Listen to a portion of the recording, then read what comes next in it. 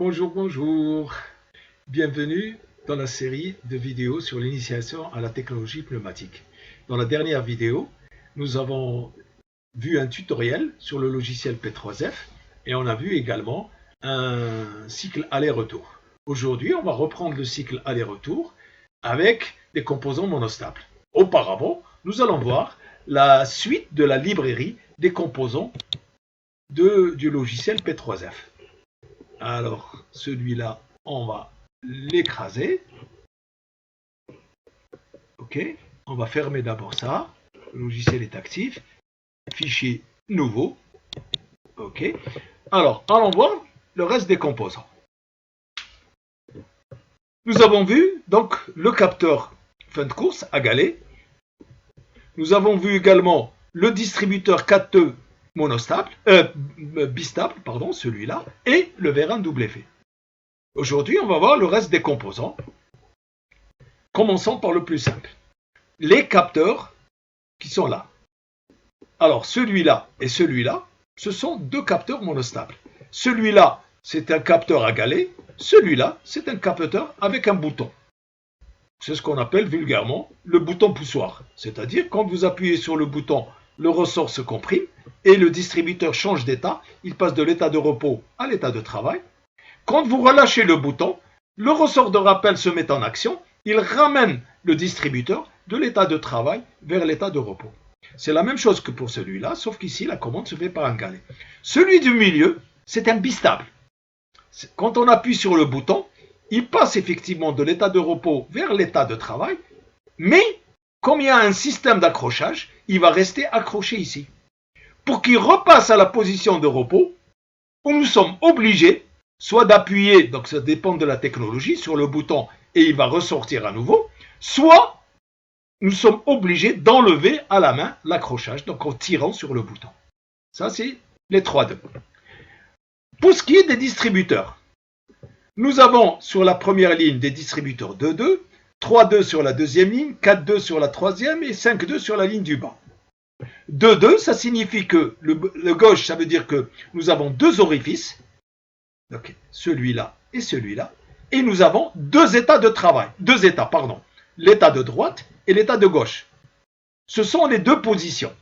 À l'état de repos, il est dans la position de droite. La position de gauche, c'est l'état de travail. Quand on appuie sur le bouton, il change d'état, il vient dans cet état-là. Quand on relâche le bouton, le ressort de rappel le ramène vers cette position-là. C'est valable pour tous les monostables. Donc, monostable, ça veut dire qu'ils ont un seul état stable. L'état stable, c'est l'état de repos. L'état de travail, c'est un état instable. Quand vous effectuez une commande par la gauche, soit par une commande pneumatique dans ces trois cas-là, c'est ce que symbolise ce petit triangle. Donc, vous avez une commande donc, monostable. Ici, vous avez une commande manuelle par un bouton poussoir. OK? Ça, c'est pour les monostables. Alors, pour la numérotation, je rappelle ce qu'on a déjà vu la dernière fois. Donc, les entrées, c'est toujours des numéros impairs. Les sorties, c'est-à-dire le haut, c'est toujours des numéros pairs. Donc, ici, la numérotation, 1, 2.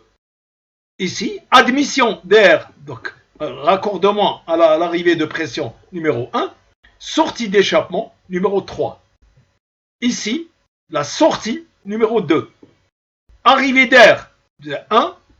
Évacuation d'air, la 3. Les deux sorties, à droite c'est le 2, à gauche c'est le 4. Pareil ici. En bas, c'est des numéros impairs. Arrivée de pression, numéro 1. À droite, c'est évacuation, c'est numéro 3. À gauche, toujours échappement, numéro 5. En haut, c'est le numéro 2 et numéro 4. OK? Sur certains dessins, il se peut que vous trouviez des numéros différents. C'est-à-dire, vous allez trouver le numéro 1 à droite et le numéro 3 à gauche. C'est-à-dire qu'on place l'admission d'air à droite et l'échappement à gauche. Ce qui est important, c'est de repérer les numéros. Quand vous avez sur le dispositif physique, donc quand vous avez le matériel entre les mains, le 1 repère toujours l'entrée de pression. Et le 3, c'est l'échappement. Pareil, le 5, c'est l'échappement. Le 2 et le 4, c'est des sorties. Voilà. Donc, La disposition droite-gauche, ça dépend de la littérature, donc ce n'est pas un problème. Pour ceux du milieu, alors, et ceux de gauche, nous avons affaire à des bistables. Il y a d'abord les 3 premiers où nous avons 2 commandes. D'accord? Chaque commande met dans un état. La particularité d'un bistable, quand on a affaire à une double commande, une simple impulsion suffit pour le faire changer d'état. C'est-à-dire, si il est à l'origine dans cet état, c'est-à-dire que l'état de repos est toujours représenté à droite. S'il est allé à l'origine dans son état de repos, une simple impulsion par la gauche va le faire changer d'état. Il revient dans cet état. On coupe la commande, donc il n'y a plus de commande, il va quand même rester dans cet état. Il ne va pas revenir à droite. Parce que tous les états sont stables. On a dit que c'est un bistable. Les 2 états sont stables. Pareil pour celui-là et pareil pour celui-là. Dans un bistable, il suffit d'une simple commande, d'une simple impulsion pour faire changer d'état. Ici, nous avons affaire à un accrochage. Pareil pour cela. Commençons par celui-là, qui représente la même chose que celui-là. D'accord? C'est exactement la même chose que celui-là, sauf que ça c'est un bistable, ça c'est un monostable. C'est-à-dire ici, quand on coupe la commande, il revient dans cet état-là. Ici, quand on coupe la commande, il ne revient pas là. Il y a un accrochage. Pour le décrocher, et il faut ramener le bouton vers sa position de sortie. Pareil ici, pareil là, pareil là. Mais ça reste des bistables. C'est-à-dire, quand on applique la commande, il change d'état, et il va rester dans cet état. Jusqu'à ce qu'on vienne faire sortir le bouton, c'est-à-dire décrocher, pour qu'il revienne dans cet état-là. Donc le 2-2, le 3-2, le 4-2 et le 5-2. Le vérin monostable, ici bistable, donc nous avons 2 commandes. Ici vérin, on dit simple effet. Ici on dit vérin double effet. Simple effet parce que nous avons une simple commande. Quand on commande, le vérin sort, c'est-à-dire la tige du vérin va sortir, et le ressort va être comprimé. Quand on coupe la commande d'air comprimé, le ressort qui est à être comprimé va se détendre et va ramener la tige du vérin à la position initiale, qui est la position de repos. Ici, nous avons des cellules logiques. C'est l'équivalent des portes logiques qui existent en électronique. La cellule OU, la cellule E, et ici, nous avons la cellule non ou NOT. C'est-à-dire, c'est l'équivalent d'une diode. Ici, à l'état de... Donc, vous avez sur la borne du haut le 1 logique, c'est-à-dire, vous avez l'arrivée de pression. La pression de référence. Ici, vous avez une entrée inverseuse. Donc, en sortie ici, vous aurez un. Si en entrée, vous avez A, en sortie ici, vous aurez A bar. On l'appelle aussi, par abus de langage, la NAND, avec une entrée inverseuse, parce qu'il y a un et logique ici entre les 2 entrées, avec une entrée inverseuse. On l'appelle aussi une NAND à entrée inverseuse, mais le plus courant, c'est de l'appeler le NOT. Alors, cette cellule-là est particulière parce qu'elle est aussi utilisée, on le verra plus tard, comme capteur fin de course, pour les vérins. Ici, nous avons une fonction mémoire.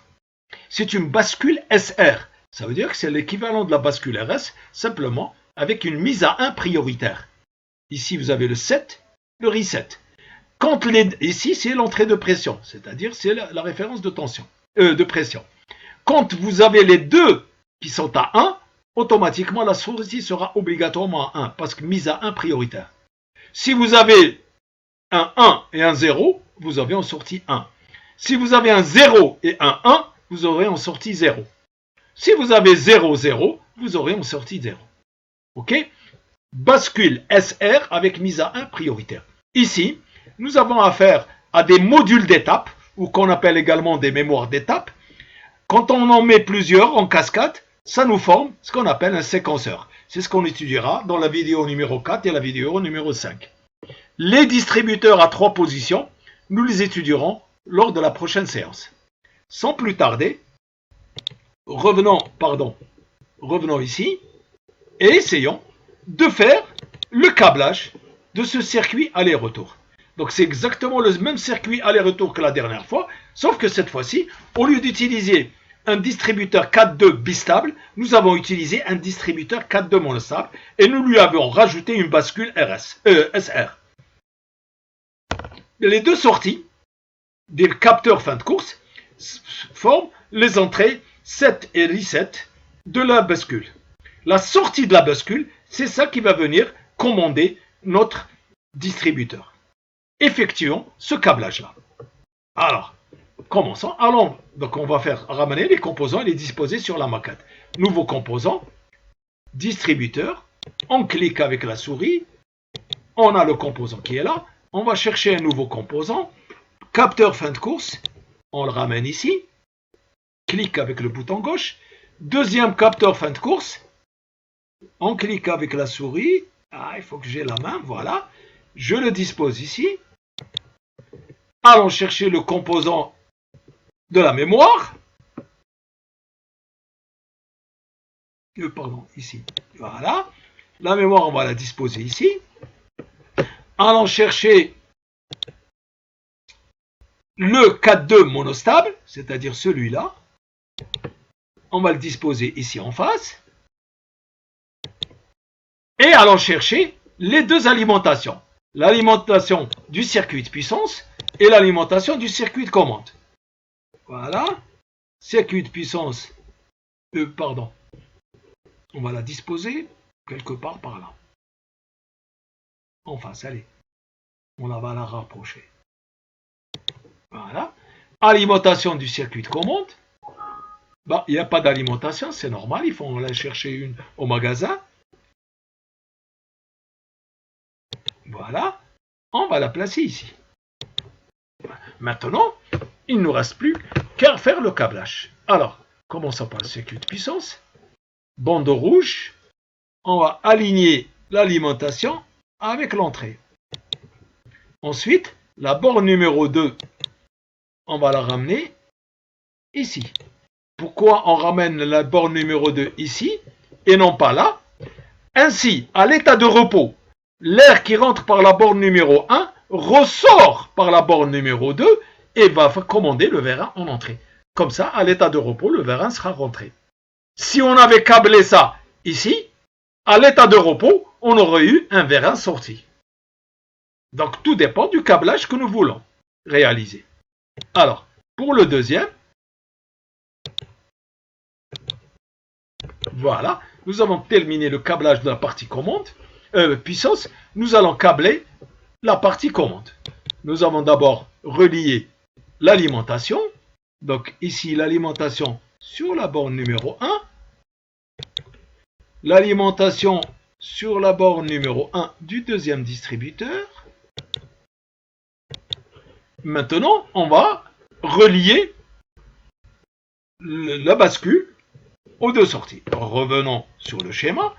Donc, fin de course sortie, on va le mettre sur la borne reset. Et fin de course rentrée, on va le mettre sur la borne 7. Revenons ici. Fin de course sortie, on va le mettre, on a dit, sur la borne reset. Voilà. Et fin de course rentrée, on va le mettre ici. Il nous reste à relier cette alimentation. Donc, on va relier l'alimentation. On va pas trop loin, comme ça. Et enfin, la sortie de la bascule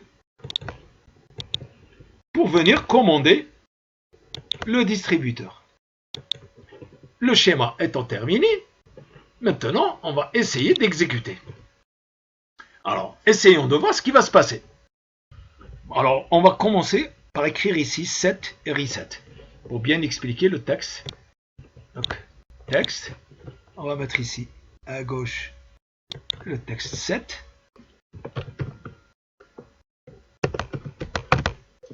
Hauteur double, oui, pourquoi pas. Bon, ben, j'ai écrit set, c'est pas grave. Texte, si vous voulez que je l'efface, allez, allons-y, commande effacer. Ça nous permettra d'utiliser la commande effacer. Retour, texte, ici, set, hauteur double. Ici, ce sera la commande reset. Texte, on va le mettre là. Reset. Allez, on ne va pas faire hauteur double, on va faire hauteur non double. Voilà. Set, reset. Ok, et ça c'est la commande. Essayons de voir qu'est-ce qui va se passer. Essayons d'analyser ce schéma avant de continuer, avant de commencer à envoyer l'air comprimé. Quand on va appuyer sur exécuter, l'extrémité de la tige, elle va appuyer sur ce galet. En appuyant sur le galet, le ressort va être comprimé. Donc le dispositif va passer de cet état-là à celui-là. Ça veut dire que la borne 1 sera reliée à la borne 2. L'air comprimé qui va rentrer par la borne 1 va sortir par la borne 2 et va venir mettre à 1 cette bascule. En étant à 1, ça veut dire que la mémoire sera à 1. La sortie étant à 1, on va venir commander ce distributeur de ce côté-là. En étant commandé par là, l'air comprimé qui rentre par la borne UR va sortir par la borne 4 et va commander le vérin en sortie. Exécuter. Premier élément. Premier top d'horloge. Regardez ce qui se passe. L'air comprimé qui est là va venir mettre à 1. En étant mis à 1 de la bascule, donc la sortie sera à 1 logique. Le 1 logique va venir commander le distributeur par la gauche et automatiquement l'air va sortir par la borne 4 pour commander le vérin en sortie. Maintenant, quand on a commandé, regardez ce qui se passe. Le distributeur, il est revenu à sa position de repos parce que le ressort s'est détendu. Il n'y a plus d'action sur le galet. Donc ici, qu'est-ce qu'on aura? On aura relié à l'échappement. Donc on aura un 0 ici. On a un 0 ici, mais c'est une mémoire. Donc elle va garder le 1 logique qui est là. Et ici, on va rester dans cet état-là. Parce qu'on a un 1 logique ici. Le 1 logique, il va rester et le vérin continuera à sortir. D'accord? Quand on appuie ici, celui-là va changer d'état. Donc on aura l'air comprimé qui rentre par la borne 1 va sortir par la borne 2. Il va venir faire le reset. En faisant le reset, ici j'aurai le 0 logique. D'accord? En faisant le reset, j'aurai un 0 logique. Si j'ai un 0 logique ici, qu'est-ce qui va se passer? Le ressort va se détendre et donc le distributeur sera dans cet état-là. Et l'air comprimé va sortir par là, ça va commander le vérin en entrée. Prochain top d'horloge, c'est exactement ce qui s'est passé. L'air il sort par là, reset, il y a un 0 ici, il n'y a plus de couleur, et il a changé d'état. L'air il sort par la bande 2, le vérin rentre. Et on continue indéfiniment, on va avoir un système de va-et-vient. Comme tout à l'heure, comme la dernière fois, on a un aller-retour. Voilà. J'espère que vous avez bien suivi ce deuxième. Ce n'est pas un tutoriel, mais c'est une petite initiation à la technologie électropneumatique. Alors, lors de la prochaine étape, nous allons étudier le cycle carré, c'est-à-dire que nous allons utiliser 2 vérins, 4 capteurs et 2 distributeurs. On commencera par les distributeurs bistables, puis nous utiliserons un mélange de bistables, monostables, etc. On va utiliser des 4-2, des 5-2, et on va utiliser les autres composants de la technologie électropneumatique. D'ici là, je vous donne rendez-vous donc la prochaine séance, et en attendant, si vous avez le moindre problème, n'hésitez pas à me laisser un message sur la plateforme Telum. Sinon, vous m'envoyez un email soit sur la boîte de préférence sur la pédagogie, donc la boîte, ou bien, si c'est un message personnel, vous mettez sur la boîte personnelle. Alors, je vous dis bon courage et à la prochaine. Rebonjour, j'ai oublié tout à l'heure de préciser quelque chose. Retournons au logiciel P3F. Alors, je l'avais fait, donc je dois terminer ici. Retournons à la librairie des composants. J'ai oublié d'expliquer la différence entre ces deux-là. Donc vous voyez, tous les deux, c'est des bistables. Tous les deux, c'est de 2. Sauf qu'ici, à l'état de repos, il est passant. Celui-là, à l'état de repos, il est bloqué. Quand il s'agit de contact, on appelle celui-là contact normally closed, c'est-à-dire il est fermé, donc il laisse passer. Et celui-là, normally open, ça veut dire qu'il est bloqué. Nous dirons simplement, on peut utiliser la même terminologie. Nous dirons que c'est un 2-2, ici, NC. Ici, c'est un 2-2, NO.